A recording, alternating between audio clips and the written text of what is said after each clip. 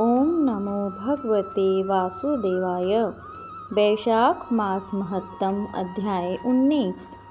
व्याध बोला, हे ब्राह्मण, आपने समस्त शुभ फल के दाता वैशाख में कहे हुए धर्म विष्णु भगवान के निमित्त बताए। सो हे प्रभु, वह विष्णु कैसे हैं, उनके लक्षण परिणाम क्या हैं, कैसे लोग अपने सद्भावों से इन्हें जान सकते हैं, वैशाख धर्म क्या है जिनसे विष्णु भगवान प्रसन्न होते हैं, यह सब मुझे बताइए, मैं आपका सेवक हूँ।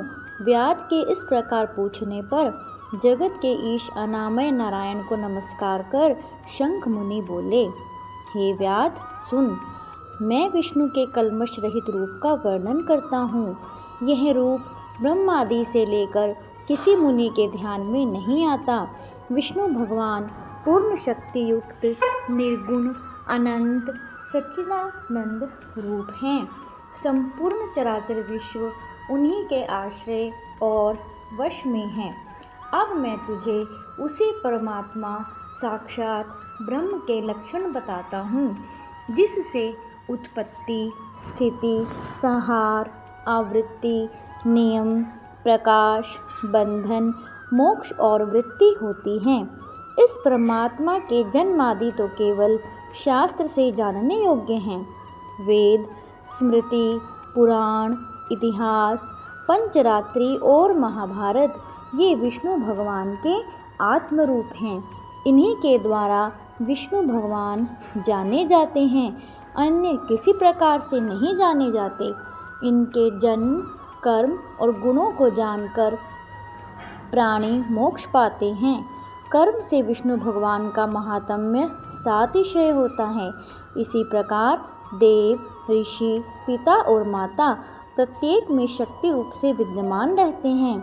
प्रत्यक्ष आगम या अनुमान से, बल और ज्ञान से सुख में प्रथम मनुष्य को उत्तम जानो, फिर ज्ञानादि द्वारा आवृत राजा को 100 गुना अधिक जानो।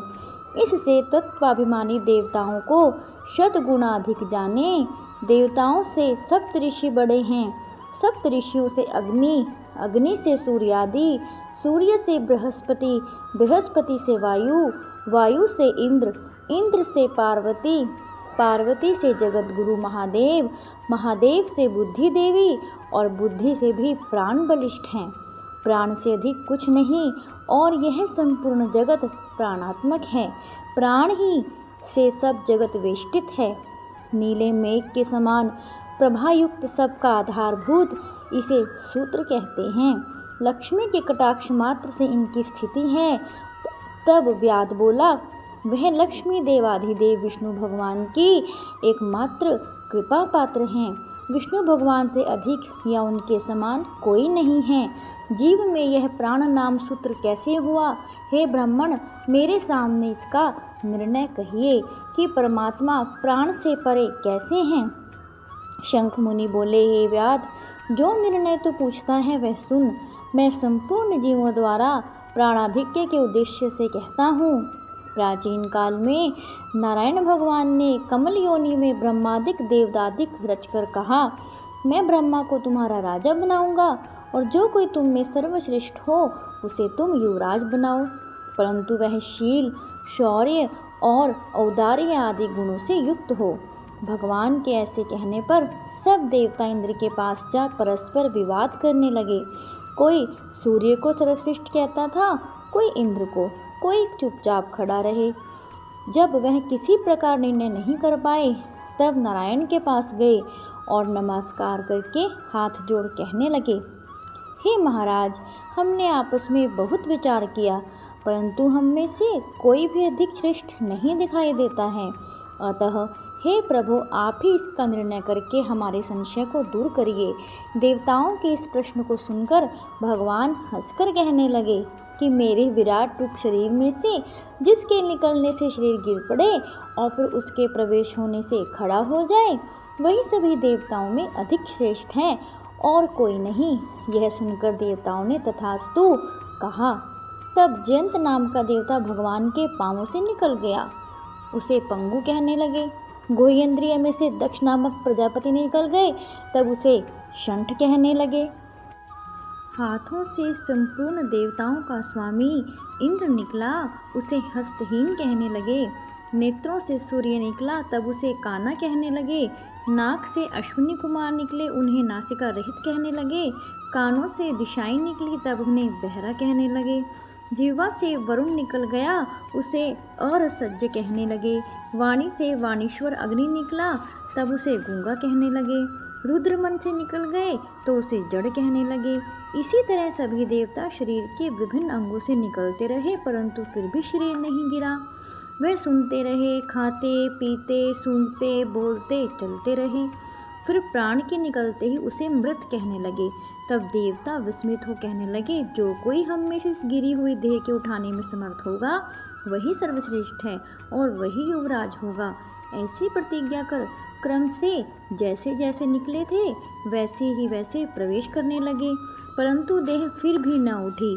अंत में प्राणों के प्रवेश करते ही शरीर उठ खड़ा हुआ।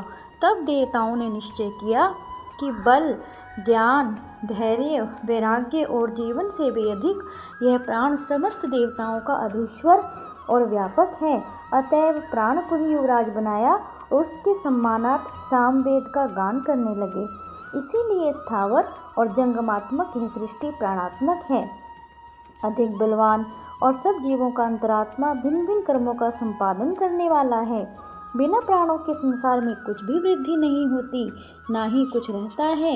यही प्राण देवात्मक और सर्वदेवमय व्यापक तथा वासुदेव भगवान का अनुवर्ती और वशीभूत है।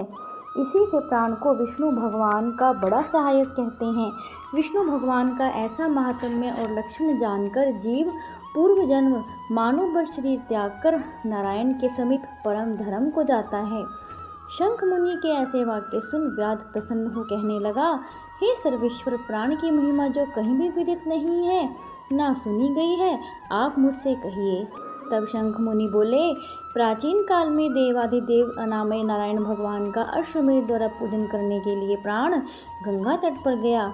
वहाँ बहुत से मुनियों को संग ले हल से भूमि को शुद्ध करने लगा। जहाँ पृथ्वी के नीचे गुफा में कण्व नाम के महात्मा समाधि लगाए हुए बैठे थे, वह हल से बाहर खींचाए।